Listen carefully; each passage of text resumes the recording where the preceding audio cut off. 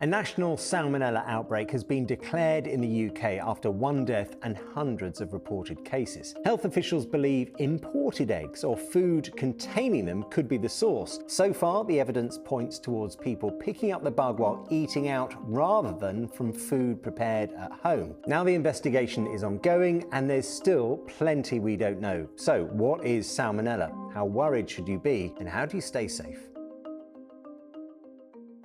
Salmonella is the name given to a family of bacteria that typically live harmlessly in the guts of wild and domesticated animals. So that means chickens, cattle and pigs, but also hedgehogs, snakes and lizards. Now, I say it's a family of bacteria. Well, that family is pretty big. There are more than 2,500 different strains of Salmonella bacteria. And essentially, if that Salmonella bacteria escapes from the guts of those animals and gets into us, that causes food poisoning. So foods such as eggs, chicken, pork and dairy produce can carry those Salmonella bacteria. It's also possible for fruit and vegetables to become contaminated if they've been in contact with livestock, manure or untreated water. And it's also not unknown for people to fall unwell if they've come into contact with individuals with diarrhea or from unwell animals. But person-to-person transmission is relatively rare. The UK Health Security Agency has declared this national outbreak of Salmonella food poisoning after one person died and hundreds more have fallen ill. Now, there are thousands of cases of food poisoning each year in the UK caused by lots of different strains of Salmonella. What's really unusual here is that this outbreak is linked to one specific strain of Salmonella affecting so many people at one time. And we know this because even though these cases are spread out both geographically and over a period of time, scientists have used a type of comprehensive genetic fingerprinting called whole genome sequencing, which tells us the bugs involved are all closely related. Now, those tests show there are only a handful of differences in their DNA sequences, and that suggests the infections are part of the same outbreak with a common source. Now, we don't know exactly how this outbreak started, but the main suspect is imported eggs, or at least dishes containing them. That's because public health experts have been tracing what people ate and where, and the evidence so far suggests that many of them caught the bug while eating out rather than at home.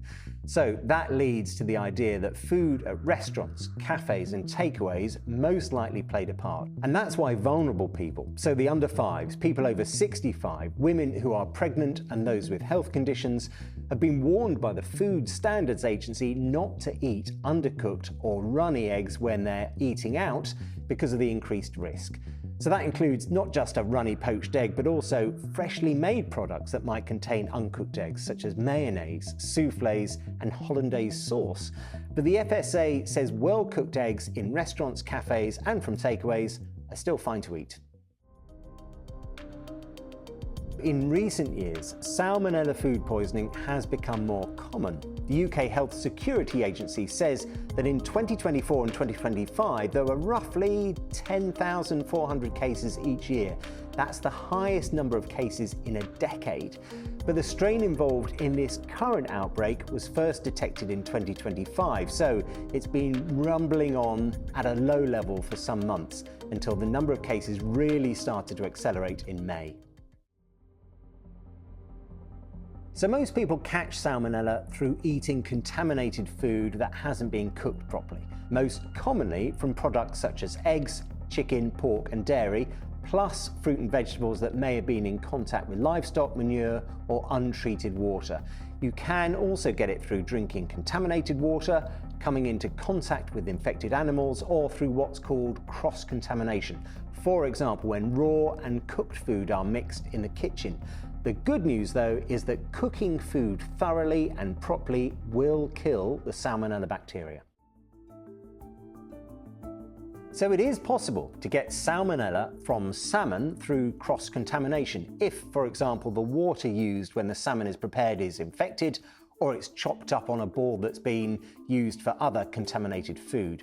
But that's not why it's called Salmonella. It's actually named after a bloke called Daniel E. Salmon, who was an American veterinary pathologist, and he led the research team that first identified the bacteria in the 1880s. No, I didn't know that either. Every day's a school day.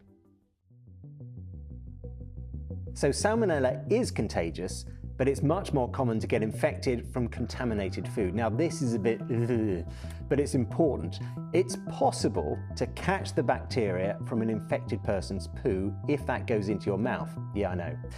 So that can happen if, for example, someone goes to the toilet but doesn't wash their hands properly, or maybe changes a dirty nappy for a baby and again doesn't wash their hands, and then touches food, objects or other people. So the key thing here is good hygiene, washing your hands thoroughly with soap and water to minimize the chances of picking up an infection or passing it on to someone else. So the symptoms of Salmonella include stomach cramps, diarrhea, vomiting or fever. These usually develop between 12 and 72 hours after you've been infected. In most cases, people recover without needing to see a doctor, but there are some people for whom it may be more serious. Older people, pregnant women, babies and small children, and people with weakened immune systems, they're at greatest risk of serious illness. So they may need hospital care with fluids because diarrhea can leave you really dehydrated. And sometimes antibiotics can also help. And the advice from health experts is that anyone who is concerned should contact their GP or out-of-hours service. And yes, it can be deadly. Of the hundreds of cases we know about in this outbreak, probably an underestimate, by the way, as not everyone will have contacted a doctor. One person has died, and around a third of those affected needed hospital treatment, and that included babies and people in their 90s. So it can be very serious. So in terms of risk, we're talking about those vulnerable groups: older people, babies, pregnant women, people with weakened immune systems. That all relates to the body's ability to fight infection. That immune system is still developing in babies and young children, and it's generally weaker in older people and also those with immune systems that may have been compromised, for example, through treatment for other diseases such as cancer or living with a long-term condition such as diabetes. Now, if the Salmonella bacteria enter your bloodstream, it is possible to develop bloodstream infections and even sepsis as your body tries to fight that infection. And that's when it gets really serious and life-threatening. So those symptoms, diarrhea, stomach cramps, and sometimes vomiting and fever, they usually appear between 12 and 72 hours after infection, and the illness itself typically lasts between 4 to 7 days. And for most people, that bout of gastroenteritis clears up on its own. So the NHS advice is that food poisoning is rarely serious and usually gets better within a week, and you can normally treat yourself or your child at home. But you should call 111, the NHS advice line, if you or your child experience anything like the signs of dehydration, even after using rehydration sachets, or you keep being sick, can't keep anything down, you have blood in your poo or bleeding from your bottom, or you've had diarrhea for more than 7 days, or vomiting for more than 2 days. Also, for babies, if they stop breast or bottle feeding or have fewer wet nappies, that might also be a sign of dehydration. For more serious symptoms, such as vomiting blood, a sudden severe headache or tummy ache, breathing difficulties, confusion, or blue, grey, pale or blotchy skin, now the advice then is to call 999 or go to A&E. Good food and hand hygiene is the key. Preparing and cooking food thoroughly makes all the difference in preventing infection. Those high temperatures involved will kill the bacteria. And avoiding that cross-contamination is also vital. So don't chop up raw veg or salad, for example, on the same board you've used to chop your raw chicken. But also really important is washing your hands after things like using the bathroom or changing a baby's nappy, or coming into contact with animals, and before handling food. The advice connected with this current outbreak is for vulnerable people not to eat undercooked or runny eggs when they're eating out because of that link to imported eggs used in catering. So if you're cooking at home, it's almost certainly going to be with British eggs that have the lion mark printed on them, and the advice at the moment is that's fine. The problem with this outbreak seems to be related to imported eggs used mainly in catering, so cafes, restaurants and takeaways. And even then, if the eggs are properly cooked, it's not thought to be a problem. For those vulnerable groups, older people, young children and babies, pregnant women, they should only eat runny or raw eggs if they have a British Lion mark or are produced under the Laid in Britain Egg Assurance Scheme. And for those who have an immune system that is weakened by a long-term condition such as diabetes or through treatment for something like cancer, they should follow their doctor's advice.